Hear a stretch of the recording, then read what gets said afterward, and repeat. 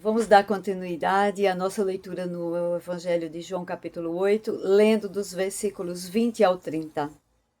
Disse-lhes, pois, Jesus outra vez: Eu retiro-me, e buscar-me-eis e morrereis em vosso pecado. Para onde eu vou, não podeis vós ir. Diziam, pois, os judeus: Porventura quererá matar-se a si mesmo? Pois diz: Para onde eu vou, não podeis vós ir? E dizia-lhes: Vós sois de baixo, eu sou de cima. Vós sois deste mundo, eu não sou deste mundo.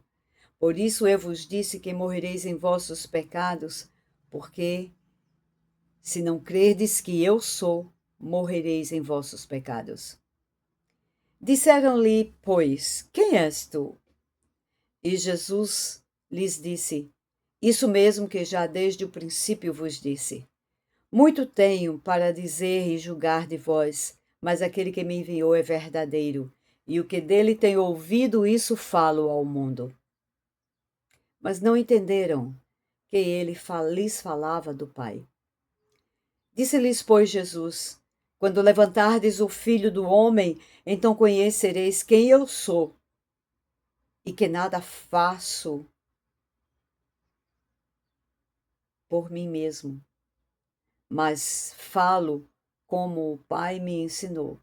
E aquele que me enviou está comigo. O Pai não tem me deixado só, porque eu faço sempre o que lhe agrada. Dizendo ele essas coisas, muitos creram nele. As palavras de Jesus são de uma profundidade incalculável.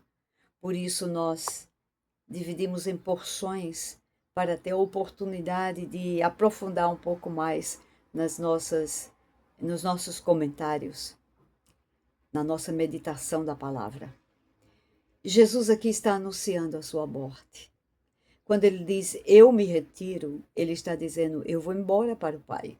Eu não volto mais. Eu não vou estar aqui com vocês. Eu vou estar com o Pai. Eu me retiro. Não é sair só da ausência, só da presença ali, é se ausentar mesmo, voltar para o Pai. Ele estava anunciando a sua morte. E aqui ele traz uma advertência muito forte, porque ele fala sobre a consequência daqueles que rejeitam a Cristo. Os judeus não entenderam. Dentro da sua incredulidade, eles estavam com a mente entenebrecida, não conseguiam entender as coisas. Eles não entenderam. Eles usavam o raciocínio natural e pensaram que Jesus ia tirar a sua própria vida. Então o Senhor vai e fala mais detalhadamente sobre o que estava falando. Eu não sou daqui, eu não sou deste mundo. Vocês são daqui, terreno. Eu sou do alto, disse o Senhor. Eu não sou deste mundo. Eu não sou regido pelo sistema deste mundo, pelo o pensar deste mundo. O Senhor está dizendo isso. Eu vim de Deus. Olha a origem. Eu sou Deus, eu vim de Deus, eu sou do alto, não sou deste mundo. E ele explica, por isso que eu estou dizendo, que se não creres que eu sou, versículo 24 está dizendo, vocês vão morrer nos seus pecados. E essa aqui é a morte espiritual. Para quem não crer no Senhor, quem não recebe a vida de Deus, está morto em delitos e pecados. Como diz Efésios capítulo 2, versículo 1. E aqui o Senhor está dizendo, se não creres, vocês vão morrer, continuar nesse estado de morte espiritual. Era a oferta de salvação.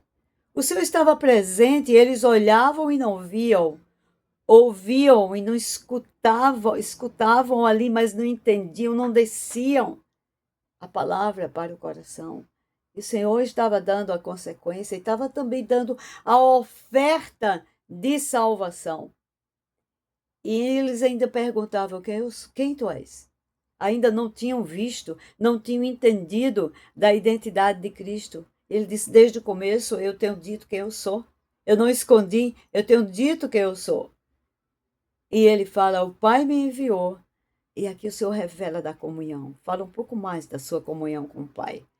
uma comunhão tão profunda, que há um diálogo constante, porque ele diz: o que dele eu tenho ouvido, eu tenho falado ao mundo.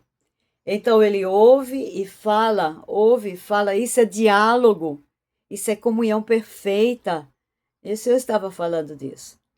Então o evangelista João entra aqui com o versículo 27, é o versículo 27, com essa explicação, quando ele diz assim: mas eles não entenderam que Jesus falava do Pai. Não entenderam.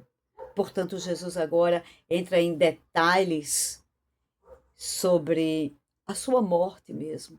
Quando ele diz: quando levantardes o Filho do Homem, essa expressão está se referindo à morte de Cristo, que tipo de morte ele ia passar.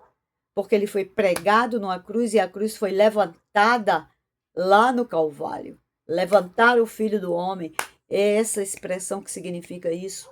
A cruz foi erguida no Calvário. E ali o Senhor tomou sobre si a nossa iniquidade, as nossas dores. Ali a consumação da missão de Cristo, da obra de Cristo, trazendo salvação para todo aquele que crê. E então o Senhor está dizendo: ali vocês vão saber quem eu sou. Vocês vão conhecer quem eu sou. Quando a obra for consumada, quando a obra for realizada. E ele explica aqui: porque eu não faço nada de mim mesmo. E que exemplo que o Senhor dá aqui. Que exemplo. Este é o exemplo que devemos seguir. De uma obediência total, de uma entrega. Porque a cruz, nós não vamos ser mortos na cruz. Nós vamos crucificar à vontade. É o eu para receber da glória de Deus. E está disponível para todo aquele que crê. Por isso Jesus fala assim: eu estou sempre com o Pai está sempre comigo. Ele não me deixou só. Versículo 29. E ele diz: por que ele não me deixou só? Por quê? Porque eu faço sempre o que lhe agrada. Este é o exemplo para ser seguido, para ser obedecido.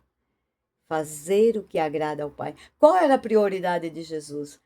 Fazer o que agrada ao Pai. Executar a tarefa para agradar ao Pai. Lembremos agora de Isaías, lá no capítulo 53, que narra toda ali a obra de Cristo, a crucificação, todo aqueles últimos momentos. E está escrito, diz que assim, que o agradou ao Pai moê-lo, por amor de nós. E que obra tremenda! Então, o que agrada ao Pai? Moer Jesus, por amor de nós.